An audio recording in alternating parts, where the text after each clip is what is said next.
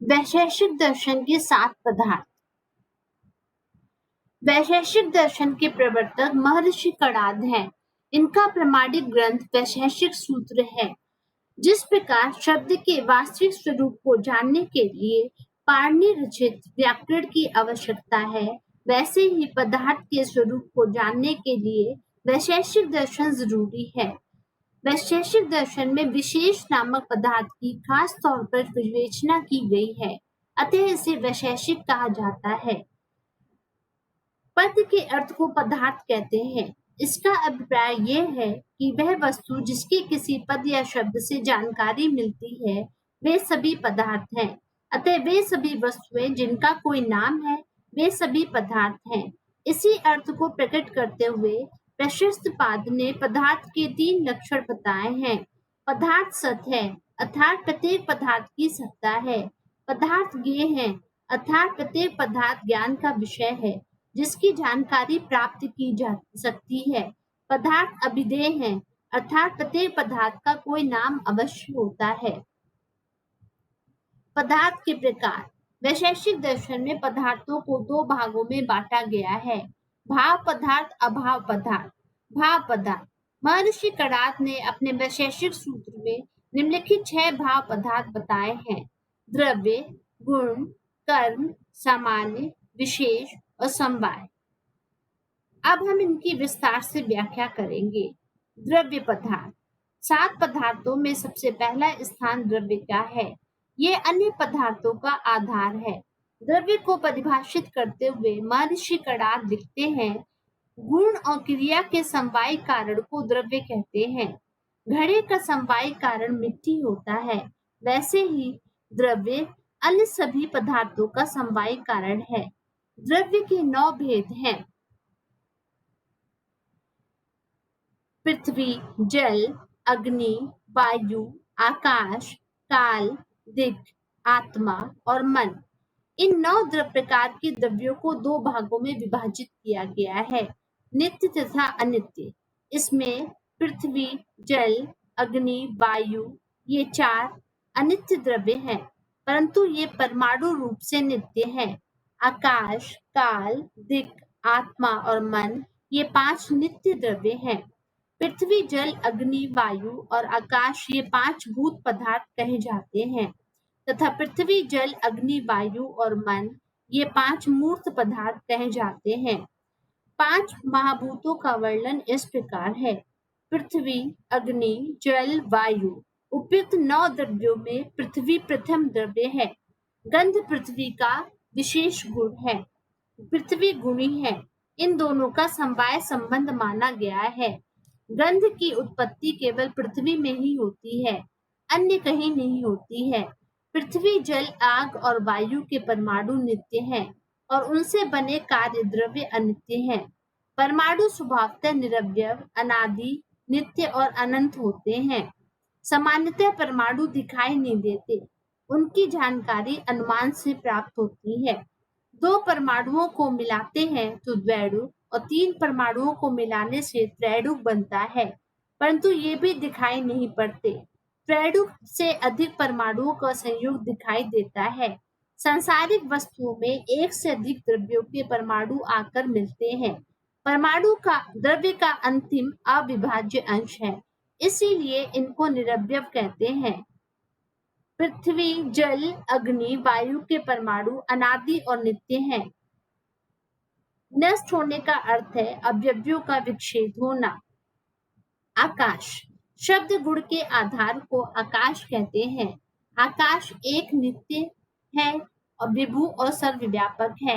ये किसी वस्तु में रुकावट नहीं डालता। काल काल भी एक स्वतंत्र द्रव्य है। काल एक है, विभु है और आकाश के समान नित्य है। मूलतः काल एक ही है।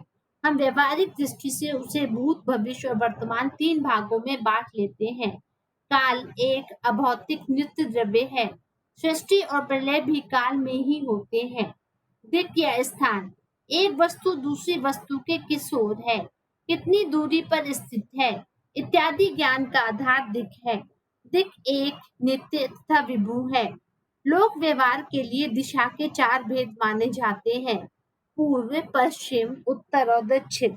आकाश के समान दिक् और काल भी अगोचर द्रव्य है। आत्मा ये नित्य और सर्वव्यापी द्रव्य है। ये चैतन्य का आधार या अधिष्ठान है। मैं सुखी हूँ, मैं जानता हूँ इत्यादि अनुभव प्राणी मात्र को होता है। इन अनुभवों से आत्मा की सत्ता सिद्ध होती है। मन मन अब आभ्यंतरिक इंद्रिय है, जिसका कार्य है जीवात्मा के गुणों का प्रत्यक्ष करना। मन अतीन्द्रिय है, अतः उसका प्रत्यक्ष नहीं होता। मन अनुमान प्रमाण से सिद्ध होता है। गुण पदार्थ गुण, कर्म, द्रव्य आदि 6 पदार्थों से भिन्न एक स्वतंत्र पदार्थ है। गुण के 3 लक्षण बताए गए हैं: द्रव्याश्रित, निर्गुणत्व, निष्क्रियत्व। दूसरे शब्दों में हम कह सकते हैं गुण द्रव्य आश्रित होते हुए भी निर्गुण और निष्क्रिय होता है। द्रव्य आश्रित द्रव्य गुण का आधार है, क्योंकि वह निराधार नहीं रह सकता, इसलिए गुण को द्रव्य आश्रित कहा गया है। निर्गुणत्व गुण स्वयं निर्गुण अथवा अगुणवान होता है। गुण गुणी नहीं होता, द्रव्य गुणी होता है, इसीलिए गुण को अगुणवान कहा गया है। निष्क्रियत्व गुण कर्म से भिन्न होता है। कर्म का भी कुछ गुण है और वह द्रव्याश्रित भी है, अतः कर्म से भेद करने के लिए इसे निष्क्रिय कहा गया है। गुण संख्या में 24 हैं। रूप, रस, गंध, स्पर्श, संख्या, परिमाण, प्रतिकत, संयोग, विभाग, परत, अपरत, गुरुत्व, द्रवत्व, स्नेह, शब्द, बुद्धि, सुख, दुख, इच्छा, द्वेष, प्रयत्न, धर्म, अधर्म, संस्कार। अब हम इनकी विस्तार से व्याख्या करेंगे। रूप रूप आंख से ग्रहण किए जाने योग्य विशेष गुण है। रूप के 7 भेद होते हैं: सफेद, काला, लाल, पीला, नीला, हरा और कपिश। रस रसना से प्रत्यक्ष योग गुण को रस कहते हैं। रस के 6 भेद हैं: मधुर, अम्ल, लवण, कटु, कषाय और तीखा। गंध नासिका से ग्राह्य विशेष गुण का नाम गंध है। ये 2 प्रकार का है: सुगंध, दुर्गंध। स्पर्श त्वचा से ग्राह्य गुण ही स्पर्श है। स्पर्श 3 प्रकार का है: गर्म, शीत, न ठंडा न शीत। संख्या 1, 2, 3 आदि के व्यवहार हेतु का नाम संख्या है। संख्या 1 से लेकर ऊपर की ओर अनंत संख्याएं हैं। परिमाण कोई द्रव्य जिसके द्वारा नापा जाए वह परिमाण है। इसके 4 भेद हैं: अणु, महत्व, दीर्घ और हर्ष। प्रतिकत ये द्रव्य से अलग है, इस व्यवहार के आधार को प्रतिकत्व कहते हैं। संयोग 2 अलग अलग रह सकने वाले द्रव्यों के मेल को संयोग कहते हैं। ये 3 प्रकार का है: अन्यतर कर्मज ये किसी एक ही पक्ष के कर्म से उत्पन्न होता है, जैसे पक्षी उड़कर पहाड़ पर बैठता है। उभय कर्मज यहाँ दोनों पक्षों की क्रिया से संयोग होता है, जैसे 2 पहलवानों का आपस में भिड़ जाना। संयोगज जहाँ एक संयोग से दूसरा संयोग उत्पन्न होता है, जैसे कलम के द्वारा कागज के साथ हाथ का संयोग होता है। विभाग संयोग के नाश करने वाले गुण का नाम विभाग है।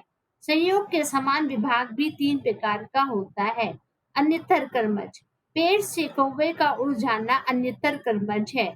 उभय कर्मज पहलवानों का एक दूसरे से अलग हो जाना।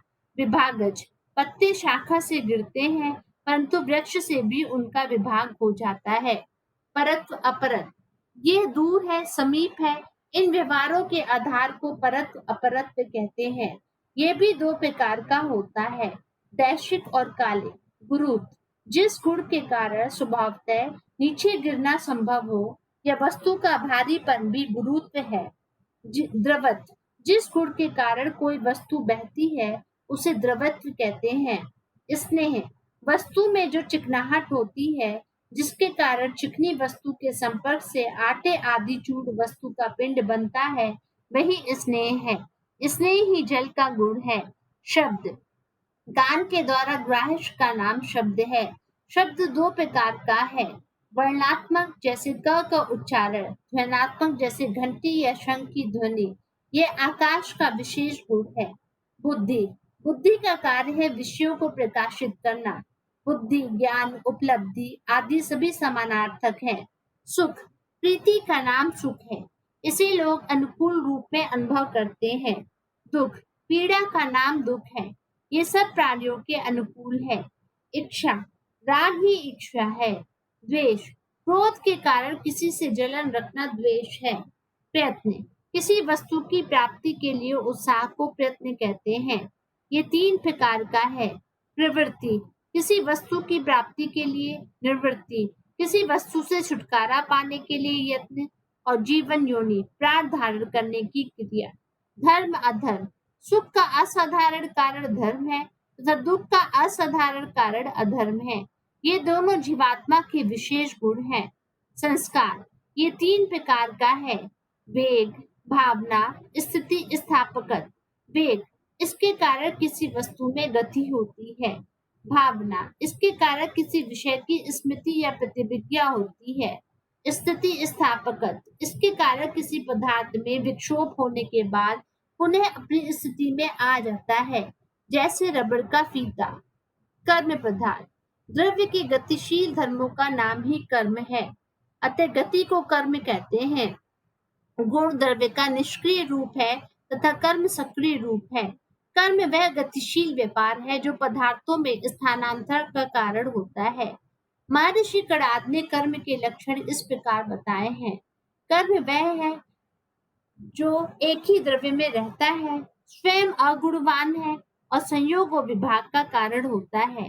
कर्म के 5 भेद बतलाए गए हैं: उत्क्षेपण, अवक्षेपण, आकुंचन, प्रसारण और गमन।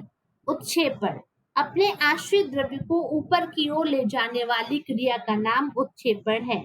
पक्षी का ऊपर उड़ना, इस कार्य के द्वारा ऊपरी प्रदेश से संयोग और निचले प्रदेश से विभाग होता है। अवक्षेपण, अपने आश्रित को नीचे की ओर ले जाने वाली क्रिया का नाम अवक्षेपण है। पेड़ से फल का गिरना, इसके द्वारा निचले प्रदेश से संयोग और ऊपर प्रदेश से विभाग होता है। आकुंचन, अपने आश्रित को संकुचित करने वाली क्रिया का नाम आकुंचन है।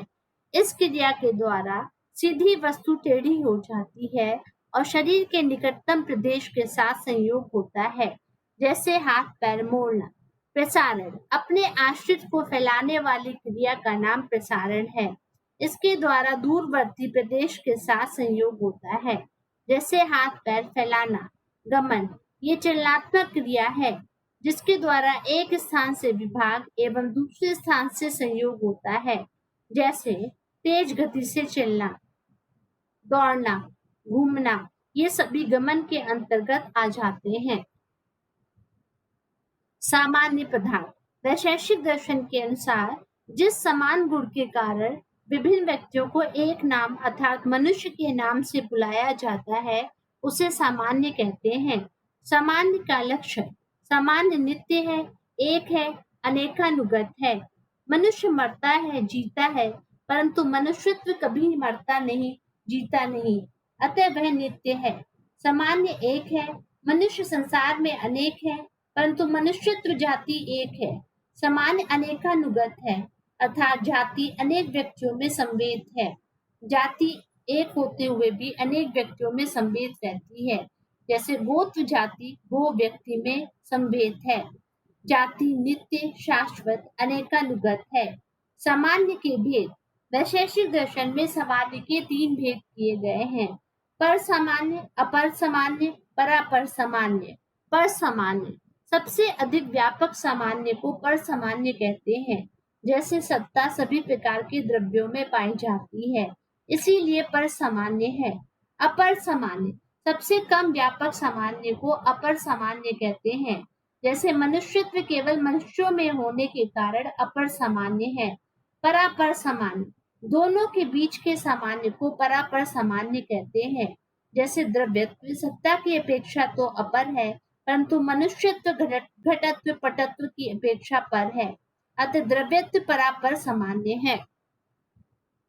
विशेष पदार्थ, वैशेषिक दर्शन के लेखक महर्षि कणाद के अनुसार जो पदार्थ निरवयव होने के कारण नित्य है, उसके विशिष्ट व्यक्तित्व को विशेष कहते हैं।